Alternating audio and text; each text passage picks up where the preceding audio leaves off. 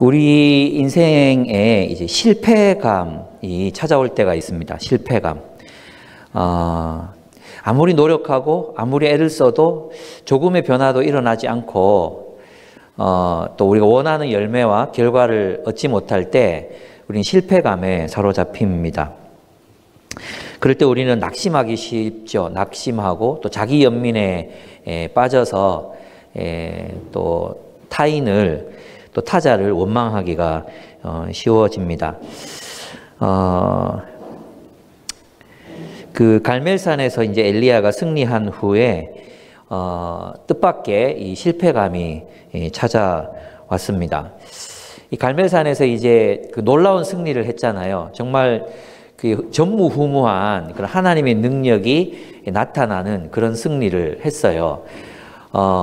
물을 가득 부은 제물과 제단이 엘리야의 기도로 하늘에서 불이 내려와서 그냥 다 살라버리는 것을 경험했고, 또 엘리야가 기도했을 때 하늘에서 구름이 생기고 또 폭우가 쏟아지는 것도 경험했어요.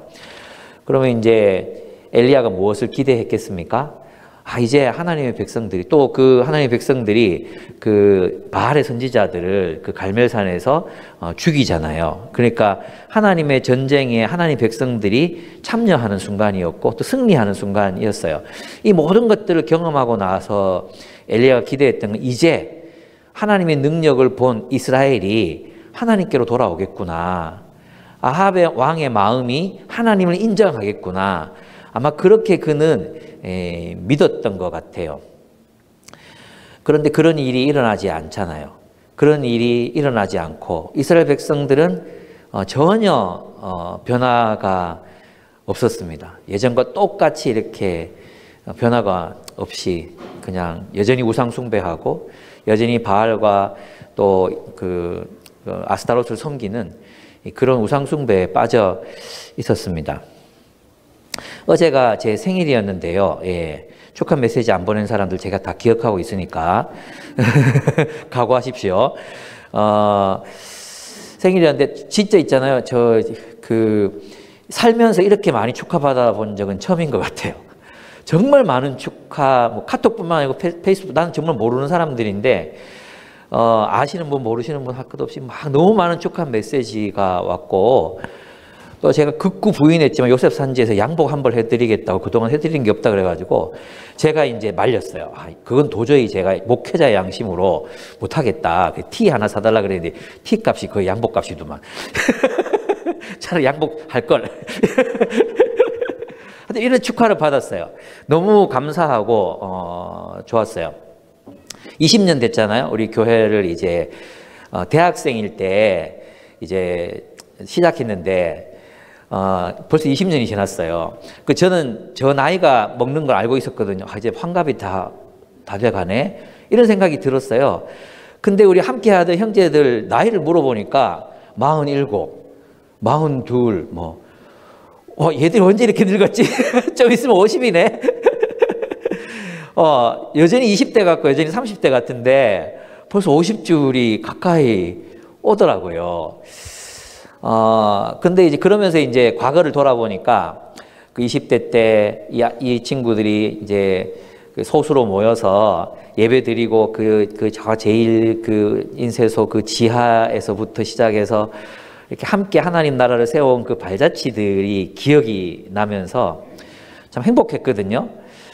그러니까 저는 사역의 열매가 없지 않은 거죠. 사람들이 성숙하는 걸 봤고, 또 사람들이 말씀 안에서 영으로지고 말씀으로 삶을 살아가는 모습들도 봤고, 그들이 또 하나님 말씀에 순종하면서 하나님께서 어떻게 그들의 삶을 풍성하게 하셨는지 저는 다 봤잖아요. 그렇게 대학 시절에 찌질했던 사람들이 날이 갈수록 그렇게 멋진 모습으로 변하는 거, 또 교회도 이렇게 성장해 가는 거, 성숙해 가는 거, 또 우리 태어난 아이들이 정말 참 귀하거든요. 너무너무 예쁘게 하나님 안에서 이렇게 잘 자라고 있어요. 최근에 있었던 일 중에 하나가 애들에게 이제 김혜진 간사님이 독서 지도를 하거든요. 독서 지도를 하는데 여러 군데를 이렇게 다니는데, 다른 데 가면 이제 뭐 탈북한 청소년들이 여기 와서 뭐가 제일 필요하겠느냐 이런 질문을 했대요. 그랬더니 다른 이제 우리 교회 말고 다른 데서는 전부 돈이 필요해요. 뭐 또 직업이 있어야 돼요. 뭐 이런 얘기들을 막 했다는 거예요. 그럼 당연한 거잖아요. 근데 우리 교회 와서 우리 애들한테 이제 물었어요. 이 청소년들에게 뭐가 필요할 것 같아? 위로요. 교회요. 이런 걸 얘기하더라는 거예요. 그러면서 이제 너무 다르다고 이렇게 얘기하는 걸 들었어요. 그래서 제 마음이 참 너무 행복했어요. 우리 아이 때부터 이렇게 하나님 안에서 자라고 있는 그런 모습, 다른 가치관을 가지고 살아가고 있는 이런 모습들이 참 좋았거든요. 그러니까 저는 그런 의미에서 보면 되게 복받은 사람이죠. 왜냐하면 사역의 열매들이 있고 또 그 열매들이 너무 참 탐스럽잖아요. 예, 우리 교회를 탐내는 목회자들이 많으니까 좀 주의하셔야 됩니다. 너무 감사하죠. 근데 이제 많은 목회자들 얘기를 들어보면 안 되는 사람들이 있는 거예요. 정말 최선을 다해. 사람도 너무 좋아. 사람도 너무 좋고 최선을 다하고 정말 뭐 내가 옆에서 보면 와, 이 사람 좀 하나님 크게 쓰시겠다. 이런 분들이 계세요. 책도 막 진짜 뭐 어마어마하게 읽어대고 성경 연구, 기도, 사람들을 사랑하는 거, 뭐 또 시대를 향한 어떤 해안 이런 것들이 있는 분들이 진짜 많으시거든요. 근데 뭐 안 되는 거죠. 사람들이 변하지 않으니까. 거기에서 이제 좌절감과 실패감을 느끼시는 분들을 보면서 이제 제가 이제 나눔을 할 때는 억지로 우리 교회 안 좋은 점 찾아야 하는, 겨우 찾아서 공감할 공통 분모를 찾아야 되는 그런 일들이 사실 있어요. 그런 면에서 저는 복 받았고, 또 그러나 그렇게 몇십 년을 그렇게 하나님을 위해서 살고 헌신했는데도 열매가 없고 사람들의 변화가 없고 여전히 똑같은 모습이라면 정말 너무 힘들 것 같더라고요. 예, 이런 엘리야가 가졌던 심정이 바로 그런 심정이었던 것 같아요. 이제 하나님의 백성들이 하나님께 돌아오겠구나. 그러니까 이게 하나님이 기적을 바라면서 했던 기도의 내용이 뭐였습니까? 이스라엘이 하나님께로 돌아오게 해 주십시오. 지금 내 기도를 들으시고 이스라엘의 하나님께로 돌아오게 해 주십시오. 그런 기도였잖아요. 그러니까 이 엘리야가 믿었던 건 뭐냐 하면 하나님의 초자연적인 능력, 그리고 바알을 능가하는 그 초자연적인 능력을 보여주면 그들이 하나님께로 돌아올 거라고 믿었던 거죠. 근데 안 돌아오는 거예요. 와, 여러분 결혼 잘해야 됩니다. 이세벨 이런 사람 만나면 그냥 인생 끝나는 겁니다. 얼마나 강력하지. 아합이 이제 여기서 본문에 보면 아합이 엘리야가 한 모든 일과 그가 칼로 모든 예언자들을 죽인 일을 낱낱이 이세벨에게 말했다 그랬잖아요. 알려주었다, 이렇게 알려주었다라는 이 단어가 히브리어에서는 보고했다 이런 용어로 쓰이는 거예요. 그러니까 지금 누가 진짜 왕이에요? 이세벨이죠. 이세벨이 진짜 왕이고 아합은 이세벨에게 지금 휘둘리고 있는 그런 모습입니다. 정말 강해도 이렇게 강한 여자가 없어요. 예. 여러분 그래서 있잖아요. 여러분 결혼 잘해야 됩니다. 진짜 뭐 외모 보고 그렇게 결혼하면 안 됩니다. 외모는 익숙해집니다. 아무리 못생겨도 오래 살다 보면 잘생긴 구석이 언뜻 비칠 때 매력이 증가합니다. 근데 잘생겼다고 믿었는데 나중에 계속 안 좋으면 그 잘생긴 것도 이제는 이제 미움과 짜증의 대상이 될 수밖에 없어요. 얼굴은 잘생겨가지고 이렇게 되는 거예요. 그래서 있잖아요. 예쁜 거, 뭐 잘생긴 거 이런 거 따질 필요 없어요. 키 이런 거 따질 필요 없어요. 아시겠죠? 알았나? 우리 총각들 아시겠습니까? 예, 우리 자매 잘 만나야 됩니다. 저는 자매를 잘 만났어요. 저의 본성대로 만났으면 저는 신앙생활 잘 못했을 것 같은데 하나님 뜻으로 우리를 연결해 주셔가지고 우리가 이렇게 만났는데 우리 서로 칼이 이 철을 날카롭게 하는 것처럼 됐어요. 이게 제가 딴 얘기하는 게 아니고 이세벨, 예, 이세벨 정말 좋은 아내, 좋은 남편을 만나는 게 신앙생활 하는데 얼마나 귀한 일인지 몰라요. 이 보고를 하니까 그럼 보통 사람 같으면 좀 쫄아야 될 거 아니에요. 와, 그 하나님이 여호와가 진짜 하나님이신가? 이렇게 쫄아야 되는데 끄떡도 없어요. 내가 너를 죽이겠다. 어디 막 그러면서 있잖아요. 막 신들에게 내가 엘리야를 죽이지 않으면 내게 벌을 내리시고 나를 죽이실지라도 나는 뭐 할 말 없다 이러면서 있잖아요. 막 맹세를 하면서 이제 엘리야를 죽이겠다고 합니다. 이 이야기를 전해 들었던 엘리야는 그만 위축되고 맙니다. 하늘에서 불이 떨어져 재물을 사르고 450명의 그 선지자들을 과연 전쟁에서 싸움에서 승리한 엘리야였지만 이세벨의 그 한마디, 내가 너를 죽이겠다. 그 한마디에 그만 마음이 그냥 쪼그라들고 말았습니다. 그리고 살기 위해서 도망을 쳐야 했습니다. 이세벨이 말 한마디였다기보다도 결국 아무런 변화가 일어나지 않은, 뭔가 이스라엘이 이제 봉기가 일어난다든지 또는 아합이 마음을 돌이켰다든지 뭐 이런 어떤 전혀 일어나지 않으니까 이제 실망이 너무 큰 거죠. 그래서 다 포기하고 죽으려고 합니다. 다 포기해요. 다 포기하고 브엘세바, 여기 유다 땅이거든요. 유다 땅에 가서, 유다 땅이니까 이제 북이스라엘이 여기를 이제 함부로 관할할 수가 없잖아요. 그래서 브엘세바로 가서 또 광야길 하루를 더 걸어 들어갑니다. 예.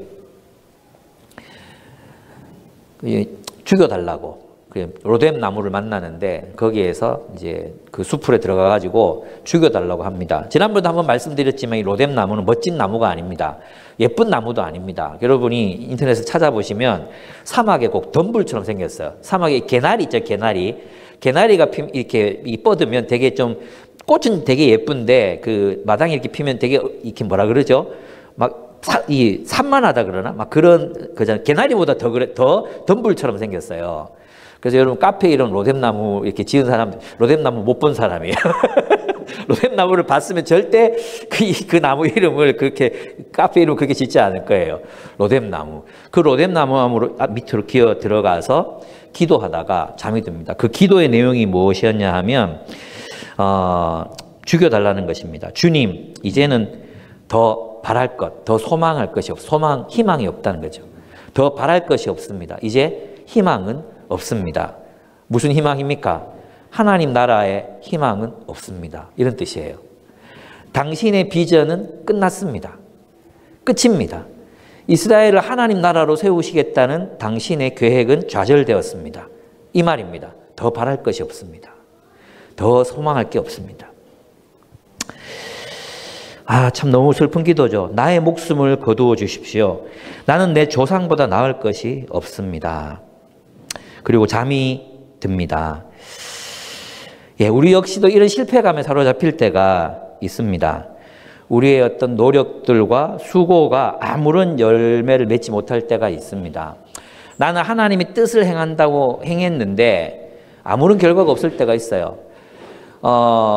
원수를 사랑하라고 말씀하셔가지고 용서하고 그래도 잘해보려고, 내 편에서 잘해보려고 선대하는데 상대방은 꼼짝도 않고 움직이지 않을 때가 있습니다. 오히려 더 박해를 가해 올 때도 있죠.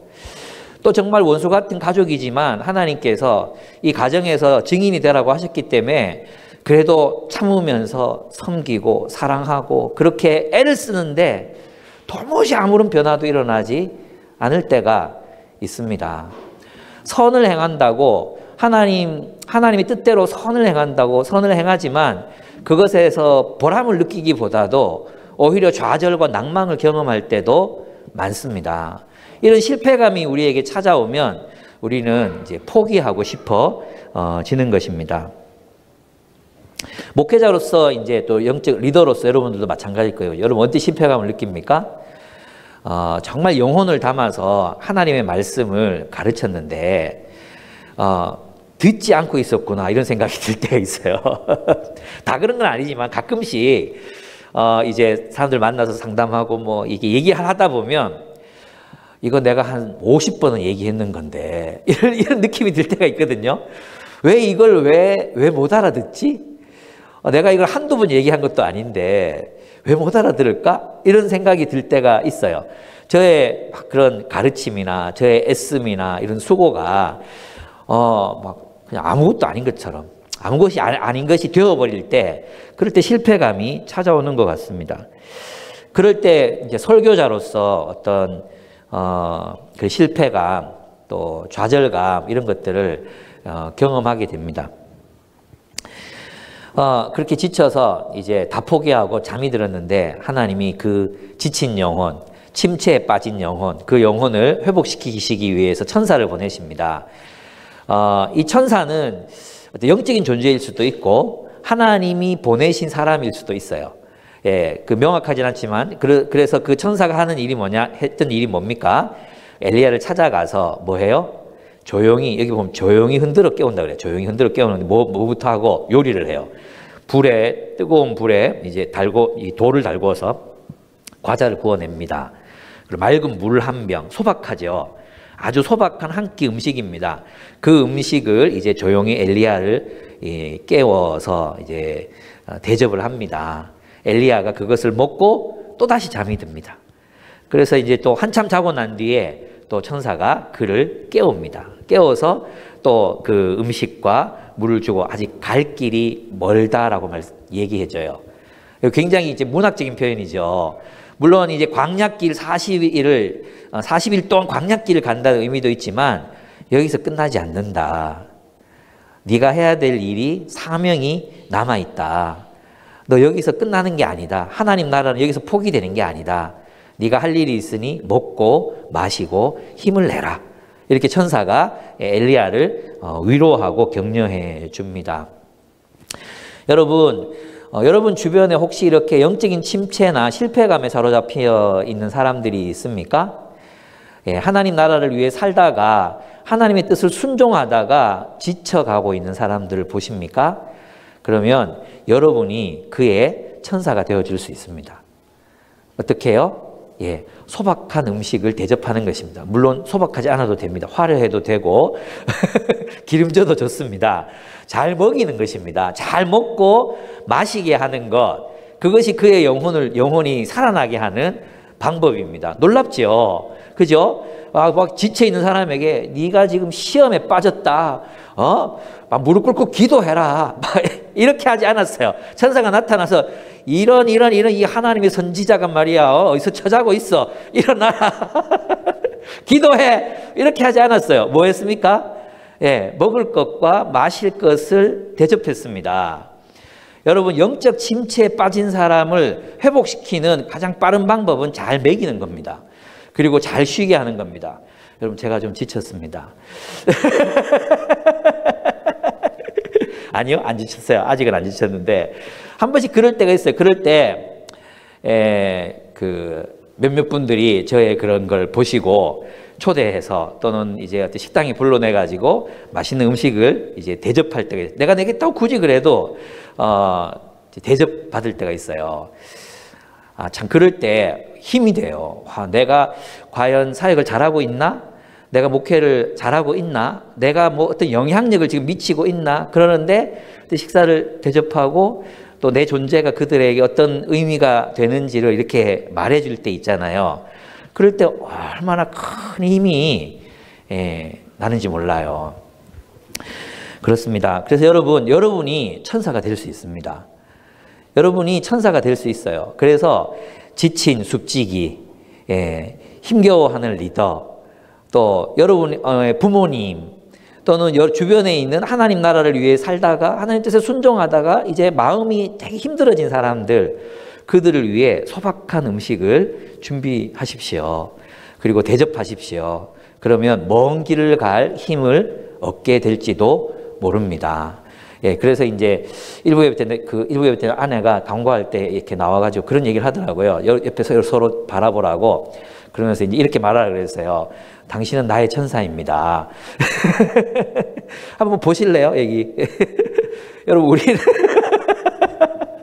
악마 같은 표정으로 바라보지 말고 악마 아닙니다. 우리는 서로에게 천사가 될 수 있습니다. 예, 그래서 힘을 북돋아주는 여러분들이 되셨으면 좋겠습니다. 이제 먹고 마시고 쉬게 했잖아요. 깨워서 이제 갈 길을 가요. 그죠? 근데 여기서 이제 두 가지 사건이 굉장히 중요한 건데 주목해서 봐야 돼요. 호렙산이 뭐냐면, 호렙산인데 여러분이 출애굽기에 보면 시내산으로 나오거든요. 근데 시내산과 호렙산은 같은 산이에요. 같은 산의 다른 이름이 시내산, 또 호렙산 이렇게 되는 거죠. 근데 이 호렙산으로 가잖아요. 40일을 걸어서 간단 말이에요. 근데 성경에는 40일이 뭐라고 했어요? 40일. 이 40이라는 숫자는 뭔가를 새로운 어떤 것을 준비하는 시간이에요. 새로운 어떤 왕조나 새로운 하나님 나라의 어떤 새로운 출발, 이런 것들을 말하는 게 40이라는 시간이거든요. 그래서 이스라엘 백성은 40년 동안 광야에서 뭐 했어요? 방황했죠. 40년 동안 하나님 인도를 받았잖아요. 그게 40년이거든요. 또 뭐 이스라엘 백성들이 애굽에서 400년 있었잖아요. 400년. 그리고 예수님께서 어떻게 하셨어요? 40일 동안 줄이셨죠. 그래서 이제 이 엘리야의 40일 동안의 이 여행, 도보 여행, 40일을 가는 것은 뭘 말해주냐 하면 엘리야를 통해서 하나님의 나라를 새롭게 시작한다는 의미가 있어요. 그래서 이제 이게 무슨 뜻이냐 하면 이스라엘 백성, 이스라엘 전체 백성을 이제 이 백성이 누구라는 거예요? 엘리야 하나가 하나님 나라 전부라는 거예요. 이 말이 의미가 이해가 됩니까? 엘리야 한 사람이 이스라엘 백성 전체인 거예요. 예. 그 이스라엘 백성 전체, 메시아죠, 메시아. 예수님도 그렇게 하셨잖아요. 예수님께서도 그렇게 하셨는데, 이 한 사람이 뭐 합니까? 이 광야길을 걸어감으로 그 이스라엘 백성들이 광야에서 걸었던 길을 상징적으로 다시 걷는 것입니다. 이해되죠? 그리고 어디 갑니까? 호렙산 동굴에 들어가잖아요. 호렙산 동굴에 들어가서 이제 있는데 하나님께서 그에게 물으셨어요. 그죠? 뭐라고 물으셨습니까? What are you doing? 여기서 뭐 하고 있는 거냐? 엘리야야, 너 여기서 무엇을 하고 있느냐라고 물으셨어요. 엘리야의 대답이 무엇이었습니까? 엘리야가 뭐라고 대답합니까? 예, 내가 주님을 열정적으로 섬겼습니다. 힘을 다해 섬겼습니다. 그런데 이스라엘 백성들이 변화는커녕 예언자들 다 잡아 죽이고 나 홀로 남았습니다. 나 홀로 남았는데 나마저 죽이려고 합니다. 무슨 뜻이게? 너 뭐 하고 있느냐라고 물었는데 지금 엘리야의 대답이 뭐 요약하면 뭐예요? 저 포기했습니다. 이 말이에요. 저 포기했습니다. 나 혼자 남았는데 나마저 죽이려고 합니다. 이제 나 죽으면 하나님 나라는 끝입니다. 당신의 비전과 꿈과 계획은 사라지고 맙니다. 나만 남았는데 나도 죽이려고 합니다. 내가 여기서 무엇을 더 할 수 있겠습니까? 이런 뜻이에요. 근데 하나님께서 엘리야에게 뭐라고 말씀하십니까?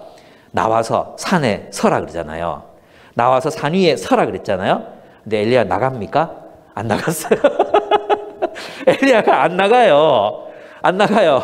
그래가지고 하나님이 뭘 보여주십니까? 그때 뭘 보여주냐 하면 바람이 막 동굴 앞으로 막 지나가게 하십니다.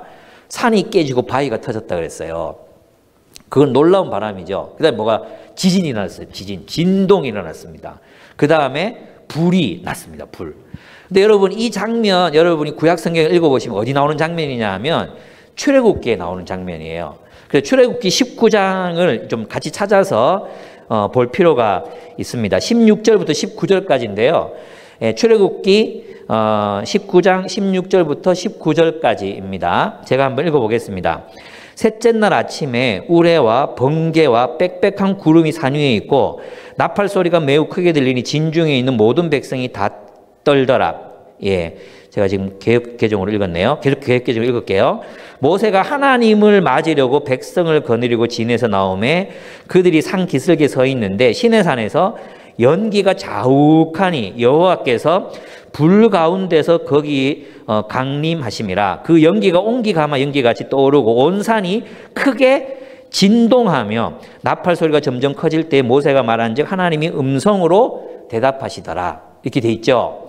그러면 지금 하나님께서 엘리야에게 40일 동안 40일을 걸어서 호렙으로 갔잖아요. 준비 과정 거쳐서 호렙에서 이제 누구를 만나? 하나님 만나잖아요. 근데 이 장면이 어떤 장면의 복귀예요? 어떤 장면을 이제 가지고 온 겁니까? 처음 하나님의 백성들이 이제 출애굽 읽었던 이 장면 이후에 이제 20장부터 뭐가 나오냐 하면 하나님의 계명이 설명돼요. 그러니까 모세가 묻고 하나님이 음성으로 대답하시는 거거든요. 너희는 이렇게 살아라. 요약하면 너희는 하나님을 사랑하고 이웃을 사랑하며 살아라. 너희는 하나님의 나라가 되라. 나를 경외하는 나라가 되라. 이 얘기를 하셨잖아요. 그죠? 그럼 엘리야에게 지치고 낙심한 엘리야에게 하나님이 출애굽기에서 하나님의 백성들 전부에게 보여주셨던 것을 지금 누구 한 사람에게 보여주고 있습니까? 엘리야 한 사람에게 보여주고 있는 거예요. 하나님의 메시지가 뭐냐 하면 네가 이스라엘이라는 거예요. 네가 이스라엘이다. 그래서 메시아의 운명 있잖아요. 메시아의 운명. 예수님 한 사람이, 에사야서도 그렇지만 메시아 한 사람이 무엇과 동일시됩니까? 이스라엘 백성 전부와 동일시되잖아요. 그러니까 하나님의 메시지는 이런 거예요. 나는 하나님의 나라를 포기한 적이 없어. 나는 이스라엘을 포기하지 않았어. 너 하나로 다시 시작할 거야. 너 하나로 다시 시작할 거야. 네가 하나님의 백성이야. 네가 하나님의 나라야. 이렇게 말씀하시는 것입니다. 하나님 나라의 승리는 결코 많은 숫자에 있지 않습니다. 하나님의 말씀을 가슴에 품고 그 말씀대로 살기 위해 몸부림치고 때로는 실패하고 때로는 침체에 빠지고 때로는 낭망하지만 그 말씀을 붙드는 한 사람, 그 한 사람으로 말미암아 하나님의 나라는 지속된다는 것입니다. 그래서 있잖아요. 그것을 다 보여주고 난 뒤에 무엇이 들립니까? 하나님의 부드럽고 온유한 음성이 들렸습니다.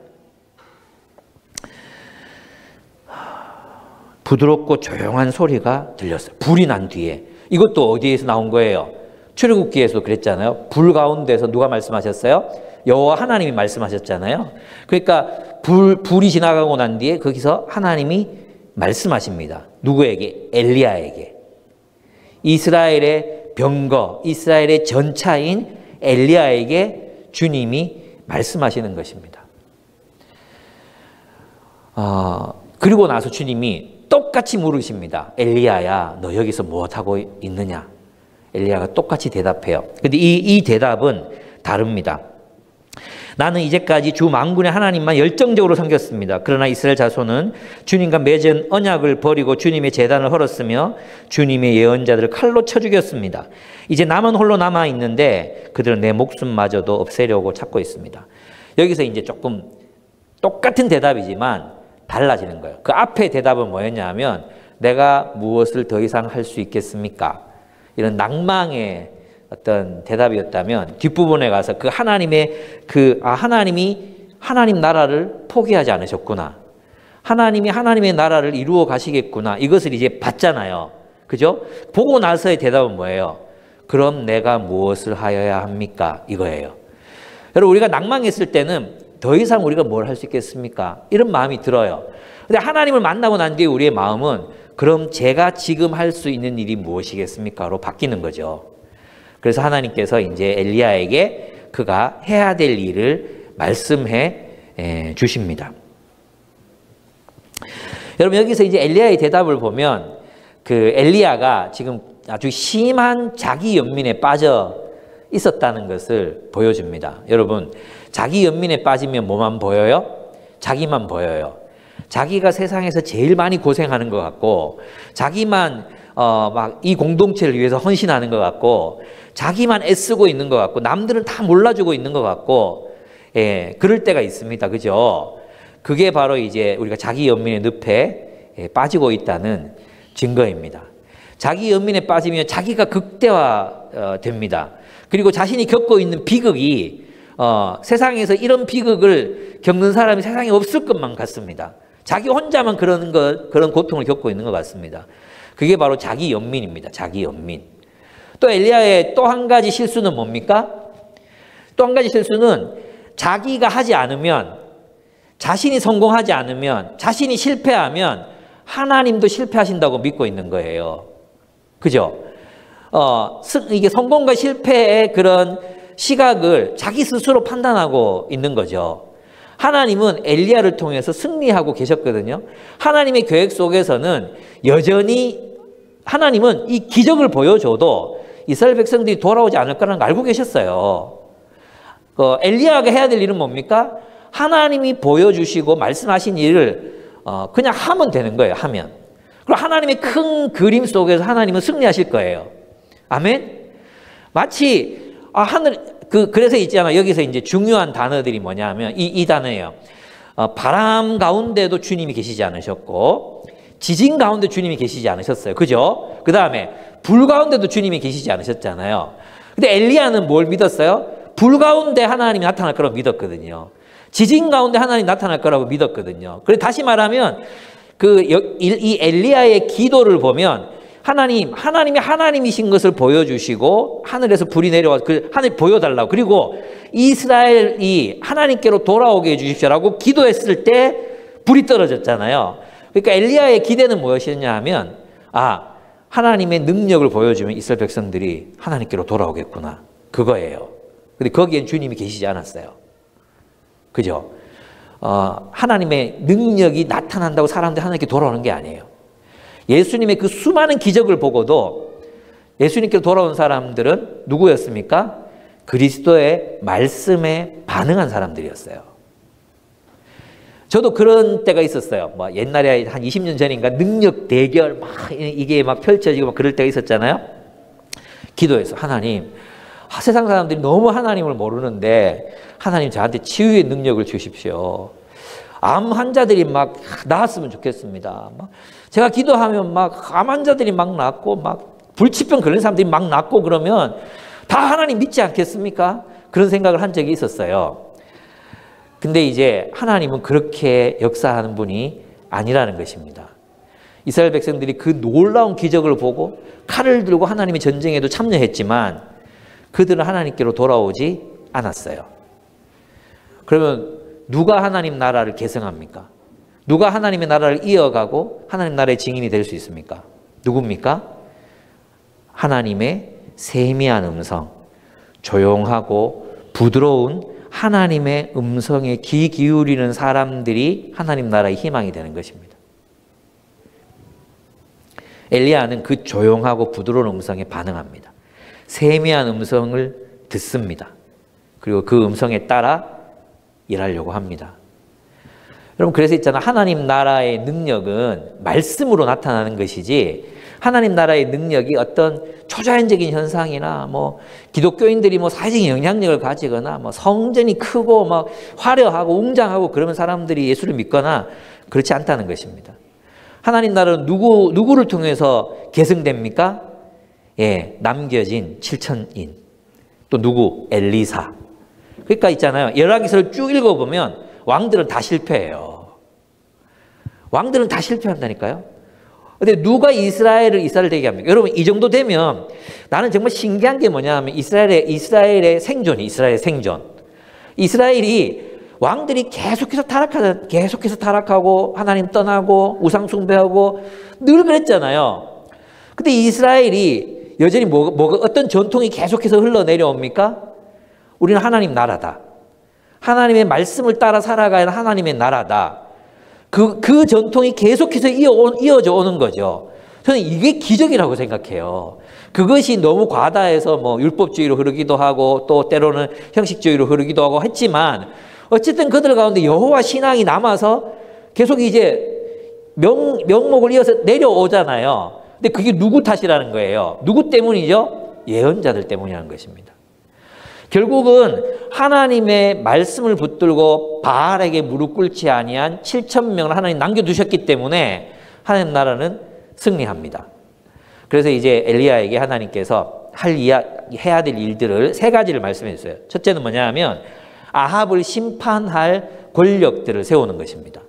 아합의 시대를 끝낼 권력자들을 세우는 것. 그래서 하사엘에게 기름을 부어라. 시리아의 왕이 되게 해라. 예후에게 기름을 부어라. 그리고 예후가 이스라엘의 왕이 되게 해라. 그들이 아합을 심판할 것이다. 칼로 심판할 것이다. 그들의 칼을 피한 사람들은 엘리사에게 다 죽임을 당할 것이다. 이렇게 말합니다. 그러니까 하나님께서 지금 이제 세 가지를 말씀하시는데 그렇다고 이 하사엘이나 예후가 하나님 나라를 계승하는 게 아니에요. 이들은 그냥 하나님의 도구로 뭘로 사용돼요? 아합을 심판하는 데 사용되는 도구들입니다. 엘리야는 그 일을 이제 과거 세대를 또 우상숭배에 빠진 세대를 심판하기 위한 다음 세대 리더들에게 기름을 붓는 일을 해요. 근데 이걸로 하나님 나라가 이어지는 건 아니에요. 그럼 어떤 사람이 이어지느냐? 내가 7,000인을 남겨두겠다. 여러분 있잖아요. 때때로 이렇게 하다 보면 저도 이제 많은 목회자들을 만나고 설교도 듣고 그러지만 어떤 생각이 들 때가 있냐 하면 정말 깨어있는 교회가 별로 없구나. 진짜 하나님 말씀을 사랑하는 교회가 별로 없구나. 이런 생각이 들 때가 있어요. 꼭 이단 같은 생각이죠. 될 때는 우리 교회만 살아있는 거 아니야? 이거 아니죠. 이거 아닌 거 압니다. 근데 있잖아, 이 말씀을 이렇게 보면 하나님께서 7,000명을 남겨두셨다. 하나님께서 여전히 우리 한국 교회에 하나님 말씀에 따라 살아가려고 애를 쓰고 있는 목회자들과 그리고 그 제자들과 사람들을 남겨두셨다. 이렇게 생각하면 힘이 나는 거예요. 어디선가 그들도 나처럼 이렇게 때로는 실망하고 때로는 영적 침체에 빠지고 때로는 낙심하기도 하지만 그곳에서 또 열심히 주님을 섬기는 사람들이 있구나. 그들을 통해서 한국교회가 희망이 있구나. 엘리야는 나는 더 바랄 것이 없으나 나는 희망을 잃어버렸습니다. 하나님 나라에 대한 희망을 잃어버렸습니다라고 고백했지만 하나님은 하나님 나라를 결코 놓지 않고 계셨구나. 그 하나님의 큰 그림 안에서 하나님 나라 역사는 진행되어 가고 있었던 것입니다. 옛날에 그 브래드 피트가 나왔던 영화가 하나 있었는데 그 탱크 모는 이 기갑 부대를 지휘하는 그 장교였어요. 근데 이 사람이 이제 열심히 막 자기 그 전선에서 목숨 걸고 막 다 싸우고 해서 결국 지거든요. 그래가지고 졌다 이렇게 생각했는데 그 싸움 때문에 전체 전선에서 승리하게 되는 그런 계기가 마련이 된 거예요. 그 전투에서는 졌지만 전쟁에서는 승리한 거죠. 여러분, 때로는 우리가 실패하고 있는 것 같고 처절하게 막 이 전쟁에서 우리가 진짜 목숨을 걸고 막 이렇게 영적 전쟁을 하고 있는 것 같아 보이지만, 그리고 우리가 하는 이 일이 얼마나 많은 열매를 맺을 수 있을까? 우리 여기 모인 우리 300여 명의 성도들이 막 아이들 복음으로 가르치고 복음 전하고 어떻게 한다고 하지만 우리가 어떤 역사의 물줄기를 만들어낼 수 있을까? 그런 어떤 실패감들이 우리에게 찾아올 때가 있잖아요. 너무 우리 힘이 미미해요. 우리의 힘이 너무 미미하지 않습니까? 미약하지 않습니까? 우리가 뭘 할 수 있겠다는 생각이 들지 않습니까? 하나님의 큰 계획에서 보면 우리도 하나님의 계획 가운데 한 부분을 감당하고 있는 사람들, 그런 공동체라는 것입니다. 우리와 같이 하나님 말씀을 사랑하고 하나님의 말씀에 붙들려서 정말 좌절하고 낙심하지만 그러나 또 일어나서 엘리야처럼 또 일어나서 또 하나님의 말씀 가르치고 부딪히고 또 좌절하지만 또 가르치고 또 부딪히고 변화가 없는 것 같지만 하나님 붙들고 살아가는 사람들이 있다. 경산중앙교회도 있고 저쪽에 이름 없는 시골 교회도 있고 있다. 그 생각을 하면 마음의 위로를 받게 됩니다. 힘이 나지 않습니까? 우리만이 아니구나. 나만이 아니구나. 이런 생각을 하면 그렇습니다. 하나님이 엘리야에게 이 싸움은 엘리야 자신에게 달려 있다고 믿었지만 이 싸움은 누구에게 달려 있습니까? 누구에게 달려 있습니까? 하나님께 달려 있는 거죠. 하나님이 포기하시지 않기 때문에 우리는 승리할 수 있습니다. 하나님의 큰 그림, 우리가 그 큰 그림을 볼 수 없지만 우리는 그 큰 그림, 하나님 나라의 승리라는 그 큰 그림 속에 우리가 있습니다. 그럼 우리는 뭘 해야 될까? 엘리사를 키워야 됩니다. 우리가 해야 될 일이 뭐냐? 열심히 엘리사를 키워야 됩니다.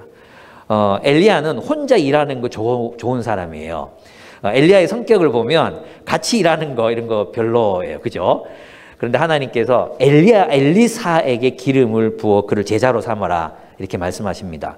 그래서 엘리야가 멋있게 자기 겉옷을 쫙 벗어가지고 엘리사에게 팍 던집니다.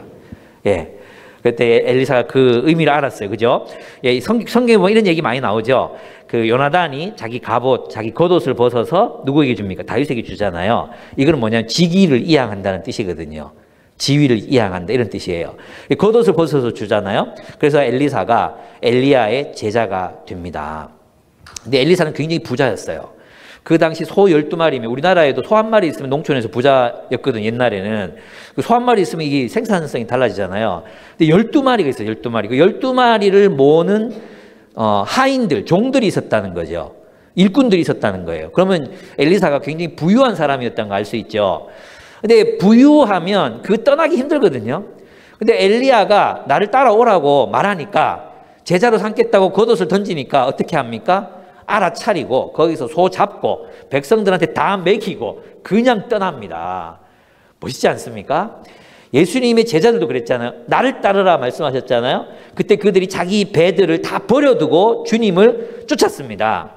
여러분, 예수님께서 제자를 부르시고 뭐라고 말씀하셨습니까?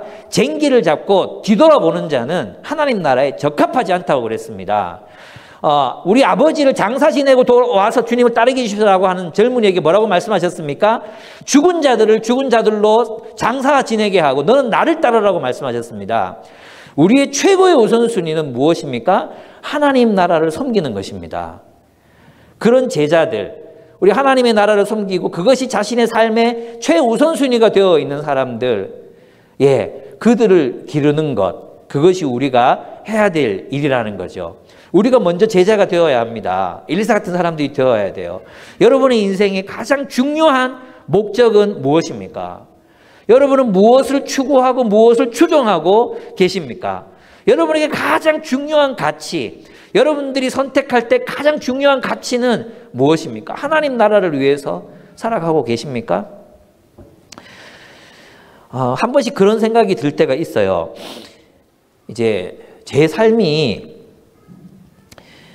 좀 치열하지 못하다 이런 생각이 들 때가 있어요. 우리 현경자매랑 그런 얘기 했었는데 개척할 때 의식형제도 이제 친의식형제라고 있죠. 경제도 그런 얘기 했었는데 이제 우리 개척 때부터 쭉 우리 교회가 자라온 과정을 다 봤던 사람들이거든요. 그래서 이제 한참 이제 교회 개척하고 한 5년, 6년 이렇게 됐을 때 정말 많은 문제들이 있었거든요. 노숙자들이 쳐들어와가지고 엘리베이터에 오줌 누고 가고, 나이키 신발 누가 와서 맨날 훔쳐가고, 또 쉼터에서 온 애들이 임신했다 하고 낳고, 거기 또 꽃다발 들고 찾아가고, 또 맨날 교회 유리창 깨지고, 멱살 잡고, 이런 일들이 그때 많았거든요. 돌아보면, 또 우리 여기 공부방 한다고 왔던 청소년 애들, 안희재를 비롯해서 애들 다 사고만 치고 야들이 인간 되겠나 이런 생각 했었던 아이들이거든요. 저기 희재 저 뒤에 있습니다. 그랬는데 그때를 이렇게 돌아보면 와 정말 뜨겁게 살았던 것 같아요. 정말 새벽 3시에 진인섭 씨한테 전화 오면 계대 동산병원 달려가가지고 또 술 먹었죠. 신랑이 하고 어떤 그런. 근데 그때 비교하면 내 인생이 지금은 너무 평온한 거죠. 내가 주를 위해 잘 살고 있나? 이런 생각이 들 때가 사실 있어요. 그래서 다시 개척을 해야 되나? 선교를 갈까? 이런 어떤 생각이 가끔씩 들 때가 있습니다.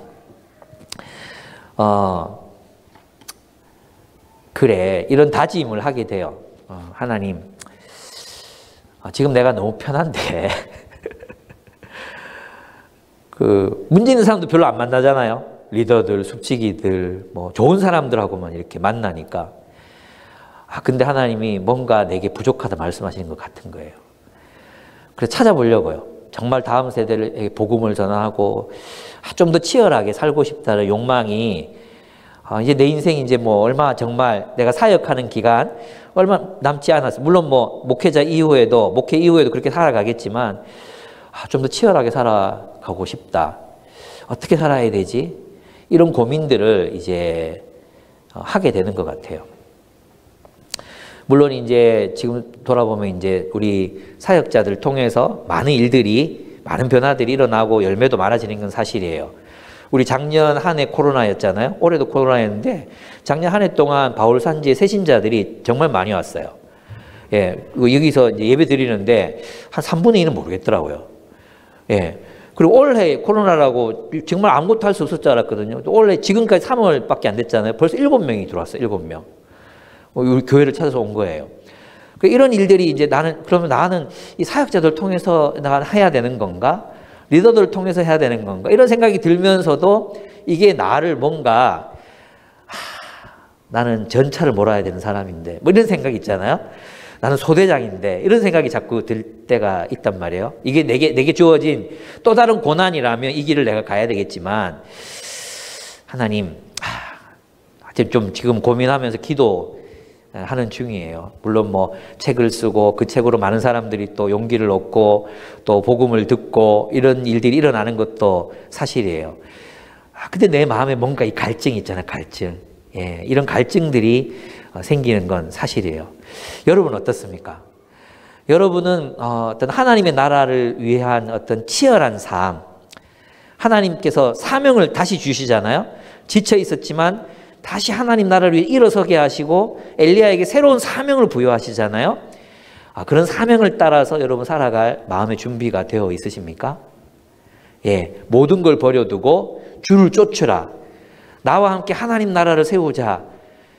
그 요청하시는 예수 그리스도의 그 말씀에 예 주님 그러면서 소 잡고 다 먹이고 주님만을 따라갈 그런 마음의 준비가 되어 있으십니까? 예, 하나님 나라는 하나님의 나라를 위해 몸살이는 사람들을 필요로 하지 않습니다. 예, 몸살이는 사람이 아닙니다. 그냥 주님이 원하시면 내가 그 길을 가겠나이다.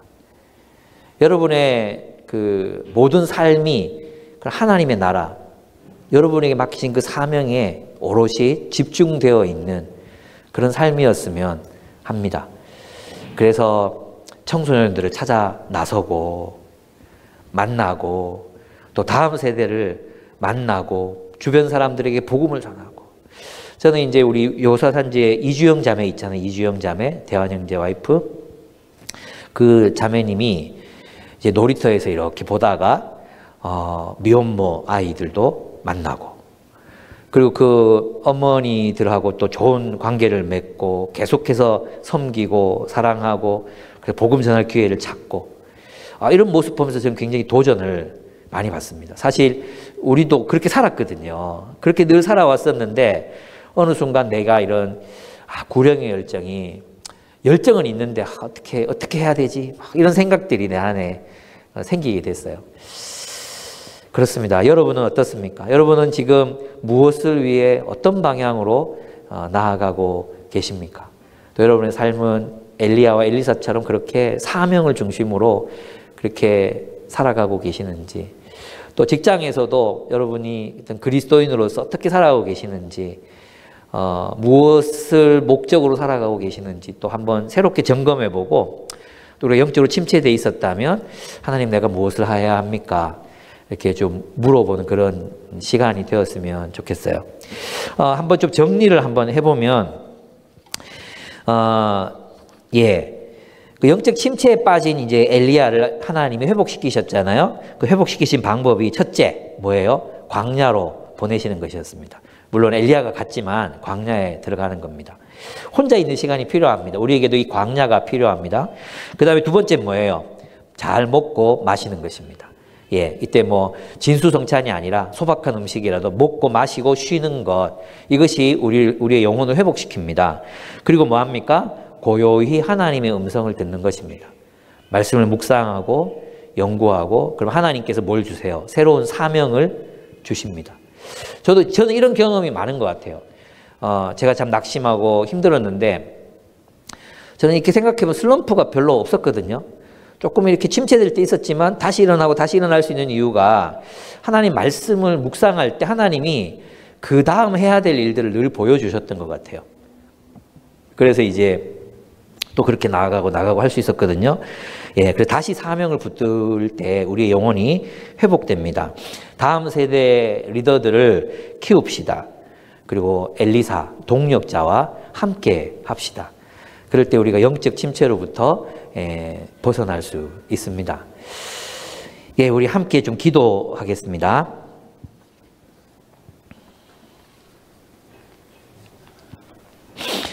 어떤 분들은 어떤 지금 침체의 기간을 겪고 계신 분들이 있을지 모르겠습니다. 또 어떤 분들은 주님 나라 위해서 열심히 달려가시고 계시는 분들도 계실 것 같습니다. 그래서 이 설교를 준비하는데 어디에 초점을 맞춰야 될지 잘 모르겠더라고요. 왜냐하면 여러분들이 모습을 보면 딱히 엘리야 같은 침체에 빠져 있는 것도 아닌 것 같고, 그렇다고 또 엘리사처럼 또 이렇게 막 열심히 살고 있는 것 같지도 않고 그래서 이 설교를 준비하기가 참 어려웠어요. 아마 이 얘기를 들으면서 어떤 생각이 들었을지 몰라요. 이거 내 얘기 아닌데 이런 생각이 들었을지 모르겠어요. 만약에 이 메시지가 이거 내 얘기가 아닌데 라고 생각이 된다면 어쩌면 우리의 영혼이 잠들어 있는 게 아닐까 이런 생각이 들어요. 예. 우리가 주님 우리의 살면서 침체에 빠진 순간이 있어야 되거든요. 그죠? 그렇지 않겠습니까? 희망이 있나? 이런 생각이 열심히 해봐야지 뭐 그런 생각도 들 거 아니에요? 근데 우리에게는 이게 남의 얘기처럼 들리는 거죠. 남의 얘기처럼. 그러면 우리의 영혼은 오히려 침체라기보다 그냥 잠들어 있는 거죠. 아합이 더 가깝지 않은가? 그런 생각이 제게 좀 듭니다. 어쨌든 하나님, 내 영혼이 살아나길 원합니다. 내게 다시 사명의 불꽃을 불붙여 주시고 또 주님이 하라고 하신 그 내 삶에 초점을 맞추고 그렇게 달려갈 수 있도록 주님 도와주십시오. 그렇게 우리 주님 앞에 한번 좀 기도드렸으면 좋겠어요. 기도하겠습니다.